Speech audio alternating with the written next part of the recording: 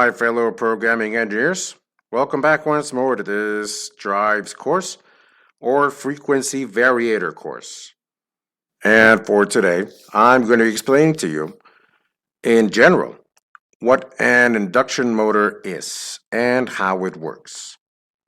Now, I'm telling you this because in general, all that I want us to do is for us to analyze its main components and its internal functioning so that you keep it in mind at the moment when you do your configurations or your connections with your drives.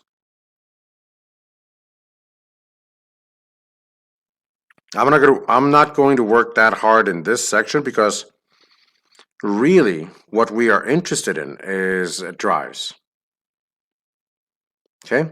They go hand in hand, induction and drives, but I don't want it to happen like many years ago where I took a drives course directly, and the course lasted around 20 hours.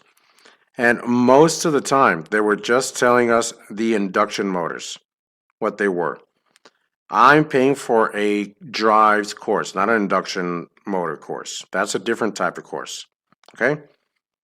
So again, I don't want us to waste too much time here, but in the functional part, mostly for the drives. So we're not going to calculate any motors, any internal motors, anything, because this is a science, a specialty study in which the big motor companies, they're already specialized in calculating.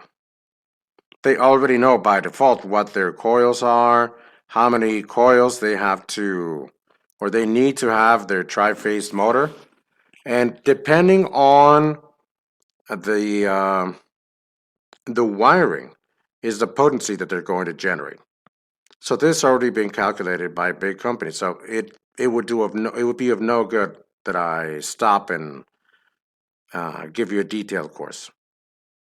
Now, this is not the course. It's part of it, but it's not it. It's not even half it. Okay?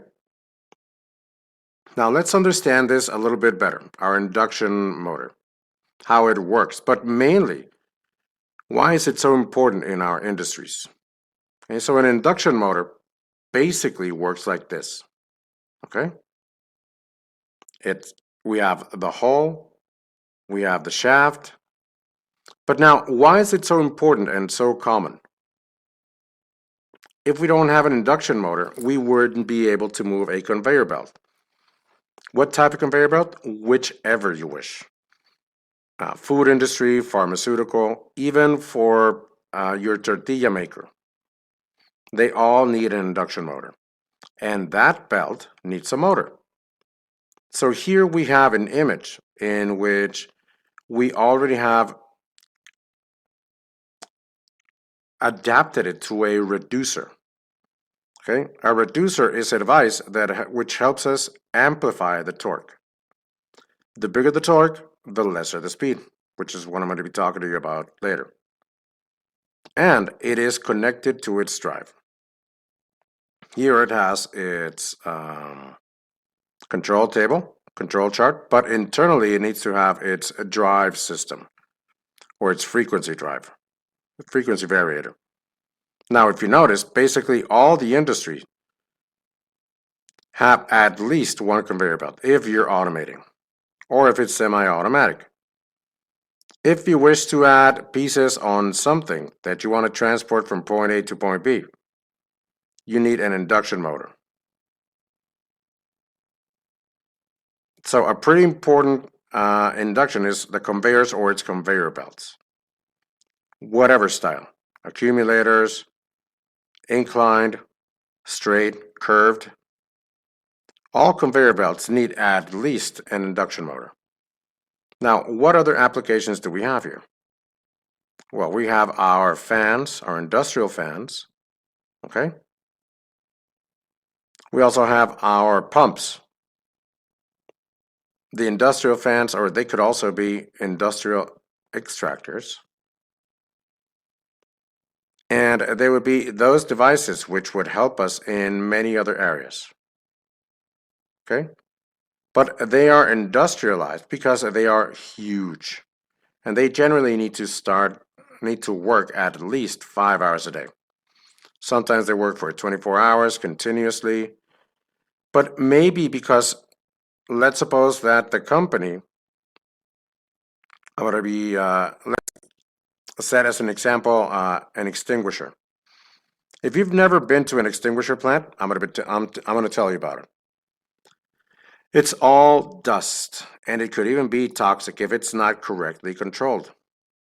So for that dust, we need to extract, or we actually need to fan out the whole environment. We need an industrial fan. And this industrial fan, you guys, I would imagine, you have your fans, and basically whoever does these movements in circular motion, that's the induction motor.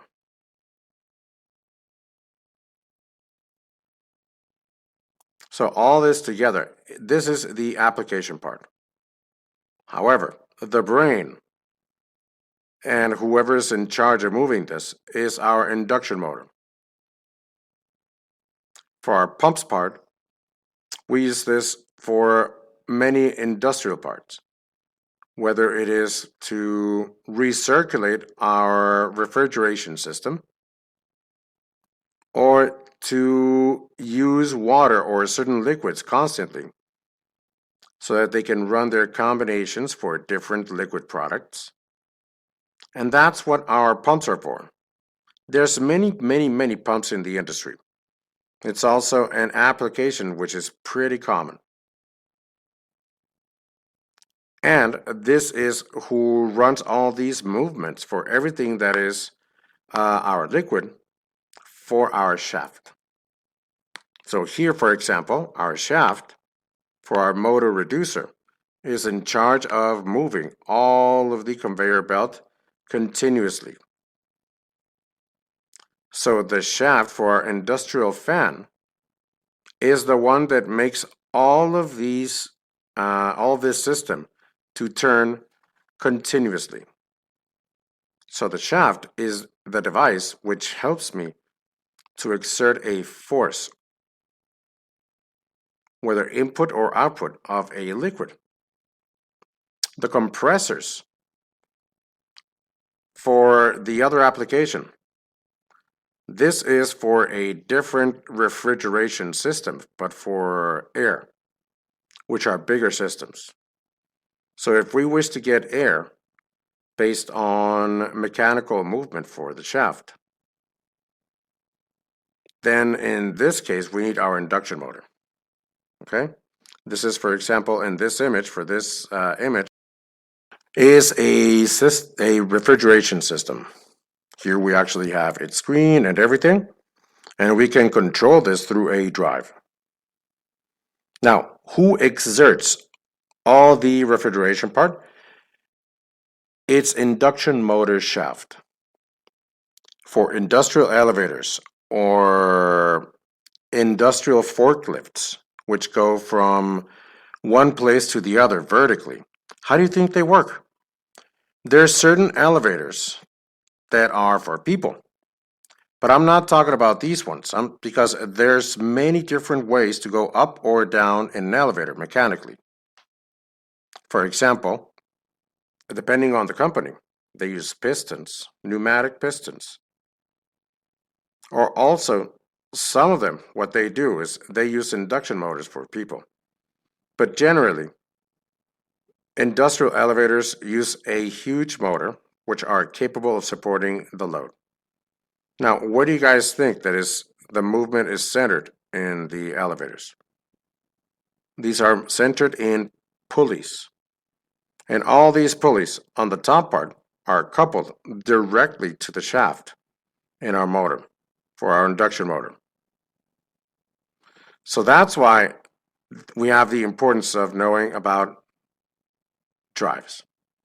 So this is why we need to keep in mind why it's important to control these motors, these induction motors.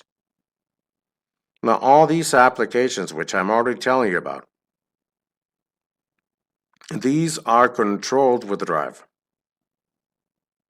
If we want a good system, a sure enough system where we are controlling all the speeds, where we're controlling all the load related to its parameters, then in this case, we need to use a drive, because our automation drive is to control. And in this case, we're going to control many different variables. Okay? So once we talked about this, or once we set this, we're going to move on to our next section, which is to review and analyze our induction motor parts. Okay? Thank you guys very much, and I'll see you in our next video.